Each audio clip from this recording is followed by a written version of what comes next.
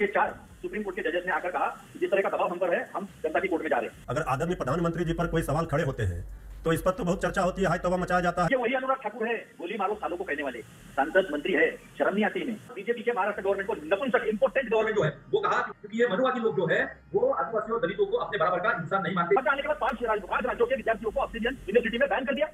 इसकी चर्चा नहीं होनी चाहिए। राहुल गांधी जी देश में बोले तो बीजेपी को आपत्ति, विदेश में बोले तब बीजेपी को आपत्ति। संसद भवन का उद्घाटन हो रहा है जी, प्रधानमंत्री जी या लोकसभा के स्पीकर की तरफ से 3 दिन पहले व्हाट्सएप पे मैसेज आ रहा है, सुन नहीं रहे हैं। इसको गोदी मीडिया बार बार कांग्रेस के लोग कहते हैं कि आप ये तल्ख टिप्पणी कर रहे हैं या फिर हमारी तारीफ कर रहे हैं। ये जनता को मैं तय करने देता हूँ।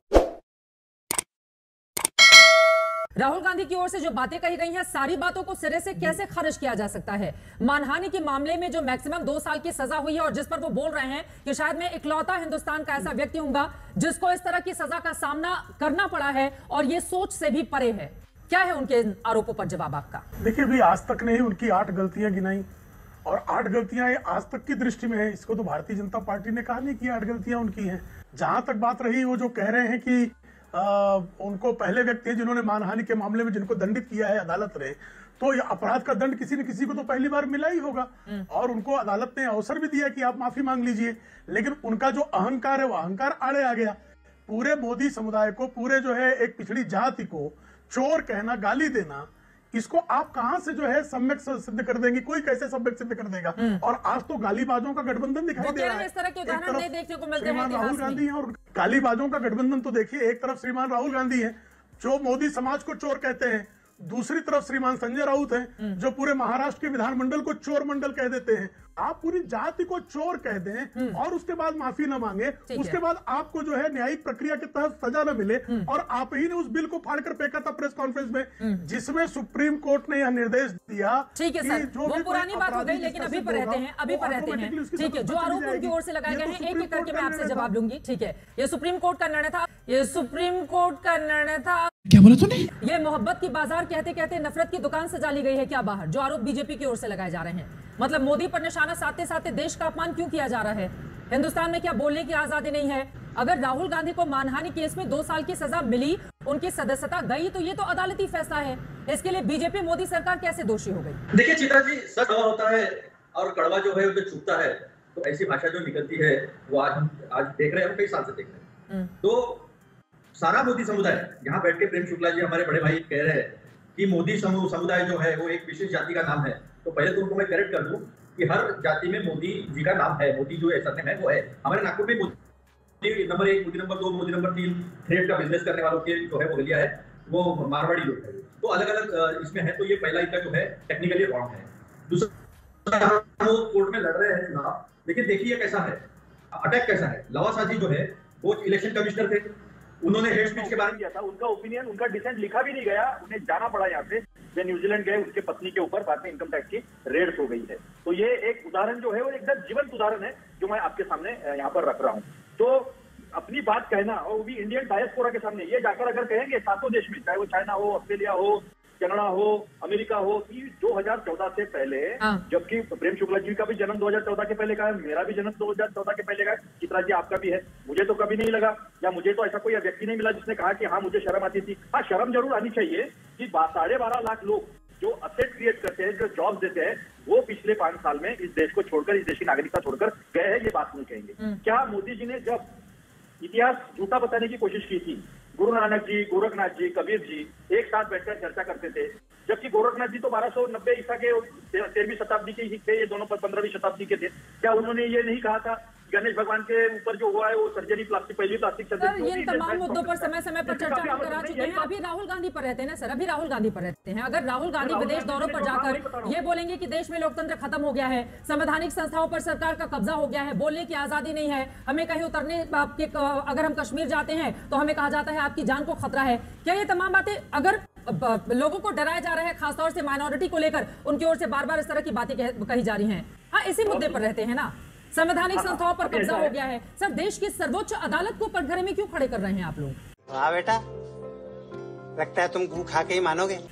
ऐसा है कि देश के अदालत को सबसे पहले दबाया जा रहा है, ये बात किसी पॉलिटिकल राजनीतिक व्यक्ति ने नहीं कही थी। देश के 4 सुप्रीम कोर्ट के जजेस ने आकर कहा कि जिस तरह का दबाव हम पर है, हम जनता की कोर्ट में जा रहे हैं। उसके बाद में एक जज ने क्या किया, खुद ही के मोलेस्टेशन के केस में खुद ही जज बन गए और फिर बाद में उन्होंने जो जो निर्णय दिए हैं उसके बाद वो जाकर राज्यसभा के सांसद बन गए हैं। ये उदाहरण मेरे ख्याल से काफी नहीं होगा, तो मैं लवासा का भी उदाहरण इसके पहले दे चुका हूँ। हाँ भाई, कैसी लगी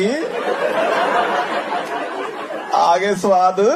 जिन लोगों पे भ्रष्टाचार के आरोप होते हैं वो अगर भाजपा ज्वाइन कर लेते हैं तो भाजपा ज्वाइन करने के बाद उनकी इंक्वायरी खत्म होती है। ऐसे कई हेमंत बिसाव सरवा से लेकर मुकुल वर्मा, कितने सारे नाम जो है, नारायण राणे से लेकर कितने सारे नाम जो है हमने आज तक लिए हैं, सारे देश को मालूम है। तो संस्थाओं की जहां तक बात है तो संस्थाओं का इस्तेमाल होता है, ये कोई नकार नहीं सकता। राहुल गांधी जी का माइक बंद होता है। अभी जो संसद हुई थी उसमें 5 मिनट तक सारे हाउस का कामकाज जो है वो म्यूट कर दिया गया था। ये सारे भारत देश ने देखा है किस तरह से मार्शल से महिलाओं को उठाकर ले गया, किस तरह से डिवीजन नहीं दिया जाता है। जब एक भी व्यक्ति राज्यसभा में डिवीजन मांगता है किसी मुद्दे पर तो डिवीजन देना पड़ता है, नहीं डिवीजन दिया जाता है। किस तरह से राहुल गांधी जी जब बात करते थे तो कई बार माइक ऑफ हुआ है, जिसकी बात की उसके बाद ही अदानी की बात जो है वो हो पाई है। तो ये सारे मुद्दे जो है इसमें एक भी छूट नहीं है। ठीक है, प्रेम शुक्ला जी इस पर जवाब देंगे, लेकिन राहुल गांधी का वो बयान भी इसी के साथ मुझे याद आ जाता है जब वो कहते हैं कि दुर्भाग्यपूर्ण तरीके से मैं सांसद हूं। उस पर नहीं जाते हुए ये हम दिखा रहे हैं ग्रोथ रेट में भारत कैसे नंबर 1 पहुंचा है। जीडीपी के जो ताजा आंकड़े सामने आए हैं मृत्युंजय तिवारी जी, उस पर भी जरा टिप्पणी ले ली जाए आप लोगों की। ये तो अमेरिका की एक रिपोर्ट कहती है कि नरेंद्र मोदी के नेतृत्व में 9 सालों में भारत में बदलाव देखने को मिला है। ये तो हिंदुस्तान से कोई रिपोर्ट तैयार नहीं की गई है, ना ही हिंदुस्तान की किसी संस्था ने रिपोर्ट तैयार की है। तो हर बार इस तरह का रोना क्यों मृत्युंजय तिवारी जी? देखिए चित्रा जी, आज ये चर्चा हो रही है, अगर आदरणीय प्रधानमंत्री जी पर कोई सवाल खड़े होते हैं तो इस पर तो बहुत चर्चा होती है, हाय तौबा मचाया जाता है भाजपा के द्वारा। अभी हमारे प्रेम भाई बहुत लंबी चौड़ी बात कर रहे थे और ये भूल जाते हैं कि जिस तरह से बीजेपी का आदरणीय प्रधानमंत्री जी का विपक्ष के प्रति रवैया रहा है, आचरण रहा है, ये तो कभी आजादी के बाद ऐसा देखने के लिए नहीं मिला था। आप याद कीजिए श्रद्धेय अटल जी बार बार वो कहा करते थे कि वो विपक्ष के नेता थे। जब नरसिम्हा राव जी प्रधानमंत्री थे, उन्होंने देश का प्रतिनिधित्व करने के लिए विपक्ष के नेता के रूप में अटल जी को भेजा था। वो भी हमारे लोकतंत्र का देश की खूबसूरती थी। और आज क्या हो रहा है, आज आप देखिए ये तो विपक्ष मुक्त संसद बनाने का प्रयास हो रहा है। 21 विपक्षी पार्टियों ने बहिष्कार किया था, इसके बाद एक बार भी उनकी मांग को सुनी नहीं गई। तो राहुल गांधी जी जो सवाल खड़े कर रहे हैं, अगर हमारे आदरणीय प्रधानमंत्री जी विदेश की धरती पर जाकर जो देश में आजादी के बाद 60 वर्षों तक जिनका शासन रहा, देश ने जो भी ऊंचाई हासिल की उसमें कांग्रेस पार्टी पिछले शासनकाल को भुलाया नहीं जा सकता है। लेकिन किस तरह से किया जा रहा है, लग रहा है जैसे 2014 में ही श्रद्धेय अटल जी के शासनकाल को भी खारिज कर दिया जाता है कि 2014 से ही हिंदुस्तान में जो हुआ है वो हो रहा है काम। आपको उदाहरण देने के लिए भी अटल बिहारी वाजपेयी का ही उदाहरण लेकर सामने आना पड़ रहा है। मतलब उसमें भी एनडीए का ही एक बड़ा चेहरा, बीजेपी का बड़ा चेहरा मिला है उदाहरण देने के लिए। तो फिर तो वो श्रेय लेंगे ही कि बीजेपी की सरकार जब आती है तो चीजें किस तरह से बदल जाती हैं। चित्रा जी, हमने आईना दिखाया चूंकि बीजेपी के ही शासन प्रधानमंत्री थे श्रद्धेय अटल बिहारी वाजपेयी जी, वो हमने कहा कि उनका भी आचरण था। और आज जो आचरण हो रहा है, ये जो न्यू बीजेपी है, ये बीजेपी का मैं लौट रही हूं आपके पास। केंद्रीय मंत्री अनुराग ठाकुर बोल रहे हैं, सुनते हैं। कांग्रेस को तो इतनी सीटें नहीं मिली कि विपक्ष में अपना नेता तक चुन पाए। राहुल गांधी जी को तो 2 साल तक सदस्यता चली गई। अब वो सदन ना चलने देने के बहाने बनाते थे क्योंकि अपनी सदस्यता चली गई। सही कहा राहुल गांधी जी ने, दलितों के ऊपर अत्याचार कांग्रेस ने किया, सिखों का नरसंहार कांग्रेस ने किया। राहुल गांधी किसी पटल पर आए एक बात का जवाब नहीं दे पाएंगे, इसलिए विदेश में जाकर अनाप शनाप व्यक्ति हैं जहां पर लोगों को पता ही नहीं कि सच्चाई क्या है। अतुल पाटिल जी, जल्दी से इस पर टिप्पणी आपकी। अनाप शनाप बकते हैं, उनको पता ही नहीं है कि देश में क्या हो रहा है, आरोप लगा रहे हैं अनुराग ठाकुर। परिवार से आते हैं, नहीं तो गांव के पंचायत का सदस्य भी नहीं बन पाता। इनके पिताजी के नाम के बदौलत ही आए हैं और ये दूसरों के परिवारवाद का आरोप लगाते। ये वही अनुराग ठाकुर है, गोली मारो सालों को कहने वाले। सांसद मंत्री है, शर्म नहीं आती इन्हें, और यहाँ आकर बात कर रहे हैं। इसी देश के सर्वोच्च न्यायालय ने हेट स्पीच पर कड़ी टिप्पणी, कड़ी आपत्ति जताई और बीजेपी के महाराष्ट्र गवर्नमेंट को नपुंसक इम्पोर्टेंट गवर्नमेंट जो है वो कहा, क्योंकि इनका ही एक विधायक यहाँ आता है, हेट स्पीच करता है, उसके ऊपर किसी भी तरह का गुना जो है वो महाराष्ट्र की भाजपा की सरकार दाखिल नहीं करती है। सुप्रीम कोर्ट संज्ञान लेती है और सुप्रीम कोर्ट इतनी गहरी टिप्पणी जो है वो टिप्पणी पारित करती है। क्या हुआ, अमृतपाल सिंह किसके जमाने में हुआ है? हमारे जमाने में हुआ तो उसकी माफी मांगी गई। उसके बाद इस देश में पंजाब में कई बार कांग्रेस की सरकार बनी, चीजें सही करने की कोशिश की गई। 80 के दशक में जो होता था वो इनकी ही करनी है, क्योंकि ये मनुवादी लोग जो है वो आदिवासी और दलितों को अपने बराबर का इंसान नहीं मानते, इसीलिए डॉक्टर बाबा साहब अम्बेडकर को इनके खिलाफ कहना पड़ा कि मैं हिंदू धर्म में जन्म तो जरूर लिया है लेकिन हिंदू करके मरूंगा नहीं। 56 में उन्होंने अलग जो है बौद्ध धर्म जो है वहाँ स्वीकारा, हमारे नागपुर में। ठीक है सर, आपकी बात समझ जो चीजें हुई उसकी अभी तो अटल बिहारी वाजपेयी का एग्जांपल दिया जा रहा था कि देखिए कितने बड़े अच्छे नेता रहे और उनके नेतृत्व में ऐसा ऐसा हुआ। अब वही अटल बिहारी वाजपेयी और बीजेपी की सरकार मनुवादी हो गई। देश के प्रधानमंत्री जब चुन के आते हैं और विदेश में जाकर धरती पर कहते हैं कि इस देश में जन्म लेना तो बुरा लगता था। अरे यार ले लिया, ये किसने करते मेरे देश के प्रधानमंत्री।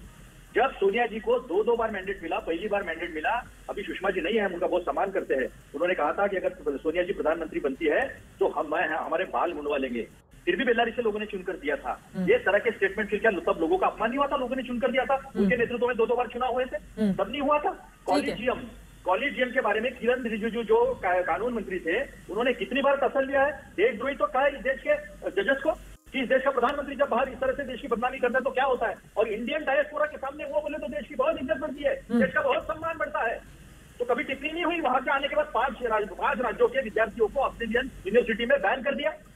इसकी चर्चा नहीं होनी चाहिए, किरण रिजिजू की चर्चा नहीं होनी चाहिए, होनी चाहिए ना। अरे चर्चा होने से किसने मना किया ना, बिल्कुल इसी वजह से तो समान स्पेस सभी को मिलता है। तो जी वही तो बात है, आपने कह दिया नेहरू जी ने लोकतंत्र की जननी बकाश्रय आपने उनको दे दिया। सर वैशाली जो मृत्युंजय तिवारी जी बिहार से बैठे हुए हैं, जरा वैशाली के गणतंत्र को भी थोड़ा सा इसका श्रेय दे दीजिएगा आप लोग। ये लोकतंत्र की जननी हिंदुस्तान आज नहीं बना है और थोड़ा सा इतिहास और पढ़ेंगे तो हम ज्यादा समृद्ध हो पाएंगे। लेकिन आनंद दुबे जी सीधे आपके पास आते हुए, ठीक है सर, तो बिल्कुल सर आपको बात करनी चाहिए। हिंदुस्तान कितना समृद्ध रहा है वो आज का बना हुआ नहीं है और उसी की ठीक है सर, आ जाते हैं लौट के इतिहास पॉलिटिक्स पे रहते हैं। आनंद दुबे जी आपके पास आते हुए, आनंद दुबे जी आपके पास आते हुए, दुबे साहब ये बात तो सच है, बार बार राहुल गांधी का जिक्र हो रहा है, आप लोग भी उनकी बातों का समर्थन कर रहे हैं। संजय राउत ने तो बहुत बढ़ चढ़कर उनकी तारीफ भी कर दी है। आप राहुल गांधी जब श्रीनगर जाते हैं कश्मीर, लाल चौक पर तिरंगा फहराने, मैं लाल चौक पर भी मौजूद थी उस दिन जिस दिन उनकी ओर से तिरंगा फहराया गया था। उनको कहां बोलने से रोका गया, उनकी आवाज कहां दबाई गई, देश का लोकतंत्र कहां खतरे में है कि सबको बंद कर दिया गया और सबको बाहर बोलने की आजादी नहीं है। सर अगर विदेशी धरती पर जाकर इस तरह की बातें हम करेंगे तो आपको नहीं लग रहा है कि हिंदुस्तान के लोकतंत्र को लेकर विदेशों में क्या सोच पैदा होगी? आनंद दुबे जी देखिए, भारतीय जनता पार्टी का बड़ा ही अजब और गजब का स्टाइल है। एक तरफ कहते हैं कि हम राहुल गांधी जी को गंभीरता से नहीं लेते, बीजेपी के बड़े बड़े नेता कहते हैं कि वो दूर दूर तक मोदी जी के टक्कर में नहीं है, और शायद ही कोई दिन ऐसा गया होगा इस पिछले 9-10 सालों में जब राहुल गांधी जी पर उन्होंने बात नहीं की होगी। राहुल गांधी जी देश में बोले तो बीजेपी को आपत्ति, विदेश में बोले तब बीजेपी को आपत्ति, राहुल गांधी जी भारत जोड़ो यात्रा निकाले तो बीजेपी को आपत्ति, न यात्रा निकाले तो बीजेपी को आपत्ति। अरे भाई भारतीय जनता पार्टी, पहले आप ये तय करिए कि राहुल गांधी जी आपकी निगाह में बड़े नेता है कि छोटे नेता है, पहले स्पष्ट कीजिए। यदि बड़े नेता है कोई बात नहीं, छोटे नेता है बीजेपी के सर्टिफिकेट का क्यों इंतजार है आप लोगों को? नहीं, विपक्ष क्या मानता है राहुल गांधी को? क्यों बीजेपी का सर्टिफिकेट लेना चाहते हैं आप लोग? बीजेपी थोड़ी ना तय करेगी राहुल गांधी बड़े नेता है छोटे नेता है। क्या बात कर रहे हैं? मैं कह रहा हूँ कि अभी अनुराग ठाकुर जी की प्रेस कॉन्फ्रेंस हो रही थी, अनुराग ठाकुर जी उनके ऊपर आरोप लगा रहे थे। आप बताइए कि व्यक्ति विपक्ष में है, संसद भवन का उद्घाटन हो रहा है जी, प्रधानमंत्री जी या लोकसभा के स्पीकर की तरफ से 3 दिन पहले व्हाट्सएप पे मैसेज जा रहा है विपक्षियों को कि अगर आप लोग भी आ जाइएगा। अरे भाई इतने बड़े लोकतंत्र के मंदिर का उद्घाटन है और कोई न्योता प्रधानमंत्री जी ने अपने पैसे से तो बनवाया नहीं था, देश का पैसा लगा था। आप लोगों को जानना चाहिए था जितना बीजेपी का हिस्सा है उसमें उतना तो विपक्ष का भी है। सबके लिए कुर्सियां निर्धारित थी। राज्यसभा में जो नेता विपक्ष, सुनिए ना सर, राज्यसभा में नेता विपक्ष का वहां पर उद्बोधन था, जब नहीं जाएंगे तो नहीं बोलेंगे, फिर कहेंगे बोलने नहीं दिया जाता है। जाकर बोलते वहां पर, बोलते लोकतंत्र के बारे में, बोलते विपक्षी एकता के बारे में, नहीं बोला ना आप लोगों ने, वो मौका खो दिया ना आप लोगों ने।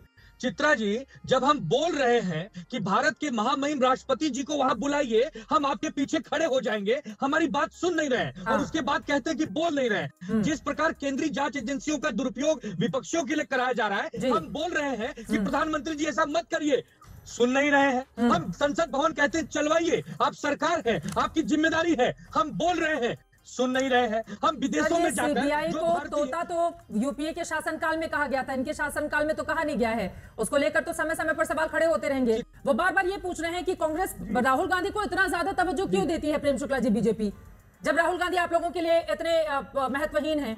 चित्रा जी देखिए, 4 बार जो है अतुल लोंढे जी बोले हैं, 2 बार मृत्युंजय तिवारी जी बोले हैं, 1 बार आनंद दुबे बोले हैं। तो आपका जो टीवी चैनल जो कि स्वतंत्र चैनल है, जिसको गोदी मीडिया बार बार कांग्रेस के लोग कहते हैं, उसमें 7 बार विपक्ष बोलता है तो 1 बार सत्ता पक्ष बोलता है। तो इसको आप स्वतंत्रता कहेंगी कि संस्थाओं को जो है, संस्थाओं को कल्टीवेट कर लिया है भारतीय जनता पार्टी ने? आपका डिबेट ही ये सिद्ध कर रहा है कि भारत में लोकतंत्र जीवंत है, स्वतंत्र है और किसी प्रकार का हस्तक्षेप या लोकतांत्रिक बड़ी मुश्किल हो गई प्रेम शुक्ला जी आपकी बातों से कि आप ये तल्ख टिप्पणी कर रहे हैं या फिर हमारी तारीफ कर रहे हैं, कि आप ये तल्ख टिप्पणी कर रहे हैं या फिर हमारी तारीफ कर रहे हैं। प्यारी समझ गई। खैर उस पर नहीं जाते हुए अपने मुद्दे पर आते हैं, डिबेट पर आते हैं। बोलिए। मैं तो सिर्फ जो स्थिति है वो बता रहा हूँ। अब ये प्रशंसनीय है कि निंदनीय है, ये जनता को मैं तय करने देता हूँ।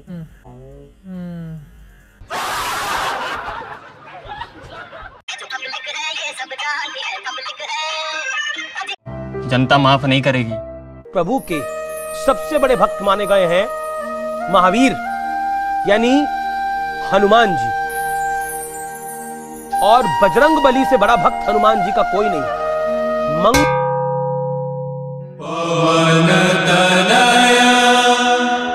संकट